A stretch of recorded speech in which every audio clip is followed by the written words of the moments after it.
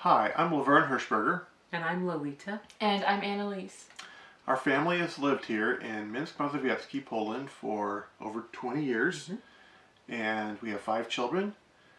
And I'm sure you've heard about the war in Ukraine, the refugee crisis in Europe because of the war. Actually, I think as of today, over 2.5 million refugees have left Ukraine, and over 1.5 million of those have come just into Poland. So that has caused a real crisis here in Poland. It's simply too many people for Poland to accommodate. Lots of them are continuing further west to Western Europe or to other countries, maybe the U.S. or Canada if they can get in there. But we are seeing it firsthand.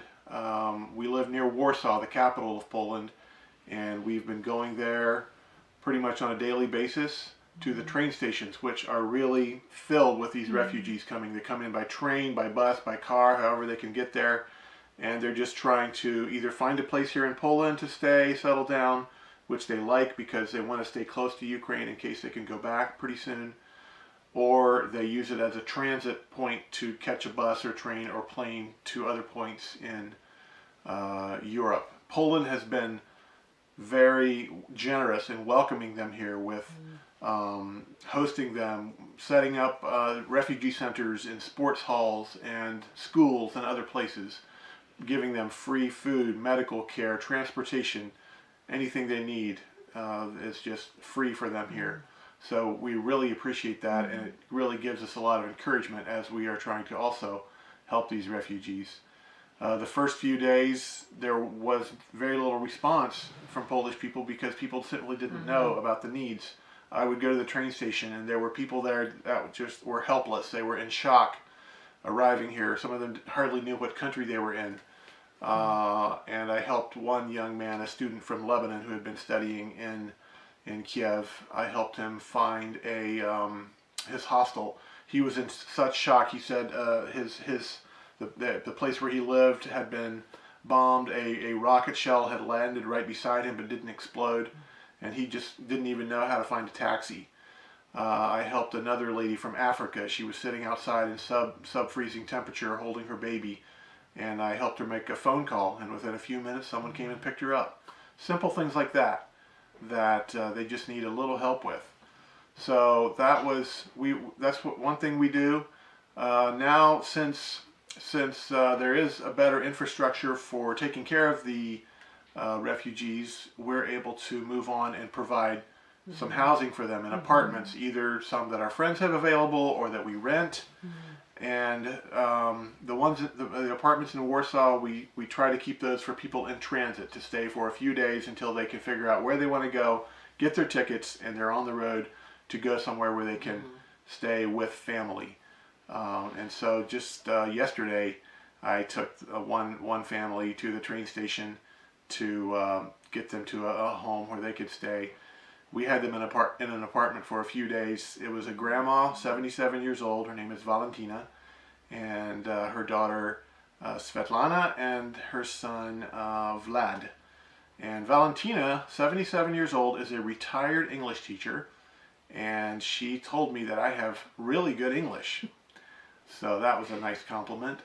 They had traveled here 5 days from eastern Ukraine, from the area of Donetsk, which has had war for the last 8 years. So they have seen a lot. And they were so thankful and so relieved to be here, so exhausted. So they could rest a few days in the apartment, and now they're in a house with a family that has welcomed them and where they can live for as long as they need until they decide where they want to go. Maybe they might be there for a year or more. So we're glad we can help these people. Thank you for your support, for your interest, for your prayers. This is a very intense work. It's the most demanding thing I've ever done in my life, but it is worth it because these people have such desperate needs, and we are glad to be here to help them, to sacrifice of our time and our energy and our resources and the resources you share with us to care for them as they're coming here and with their needs and going on to wherever they need to go, or staying here maybe. So thank you so much. 2 weeks ago, I was also able to help at the training center with my dad, And back in the days when there were very few volunteers available, because Warsaw was very suddenly hit with this wave of people coming in from Ukraine, and there just were not places available, were not many places available for them, and there were not people there available to tell them where to go and what to do. So just being with people and hearing their stories was a very crucial part in that time. And just last week I was able to go and help out at the border with OM, and next week I will also be going back there at borders Dorohusk and Zoshin. And there I was able to help take care of mothers and children who, you cannot imagine the pain and the loss that is in the eyes of these mothers, and their children really feel that.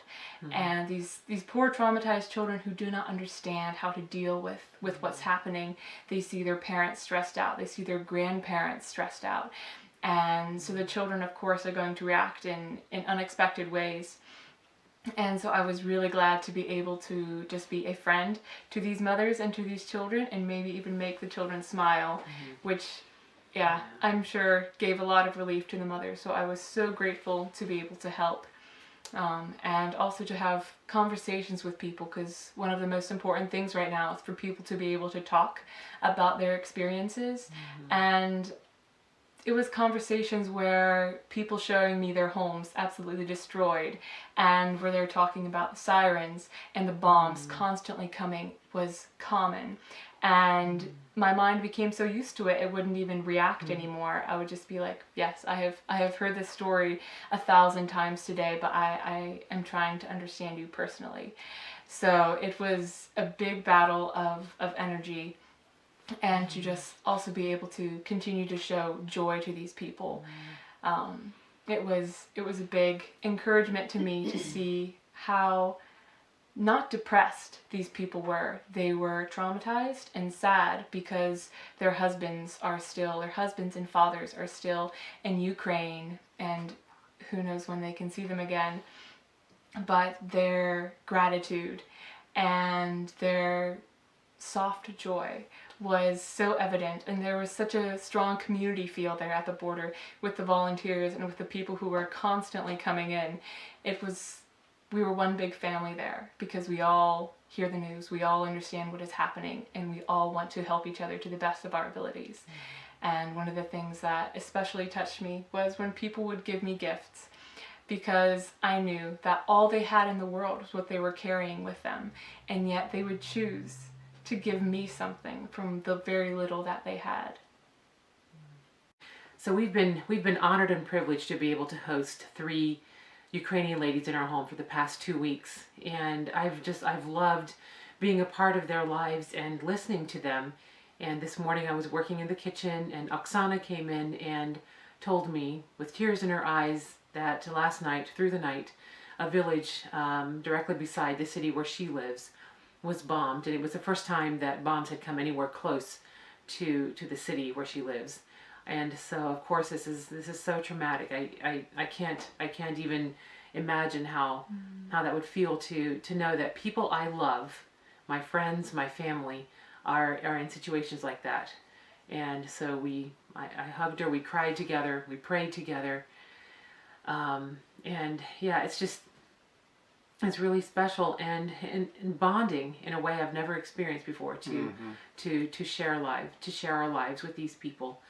And Oksana, she's a director at a medical laboratory, and had a high position. Her daughter Nastia is in her last year of university as a music student, and their lives have been completely disrupted. They are disrupted, and so being able to walk with them in these tough times is just an honor. And thanks to you, we're able to do things like this, host people in our homes and do things like buying 70 blankets and taking them to the border. And I was able to do that the other day, and Annalise was able to use those blankets and wrap them around the cold and shivering mothers and children. And the stories are endless, really. The opportunities are endless this week. We don't know what this week will hold. Every day is like a chapter in a book. And a few days ago we had this desperate situation where we had to find an apartment for 3 moms and 6 children quickly. And in a matter of 3 hours, we were able to do that, have beds for all of them. I was able to buy blankets and food, and it was just, I was so thankful to know that these mothers and children were able to sleep in a warm place. And it's thanks to people like you who are supporting us, and you're really partnering with us in this. And so thank you for your prayers, especially. We feel the prayers carrying us. These are, as Laverne said, these are extremely intense days. But we want, more than anything else, to just simply do what God gives us to do every day, to be guided and directed to the people who need help the most, and the help that we're able to give.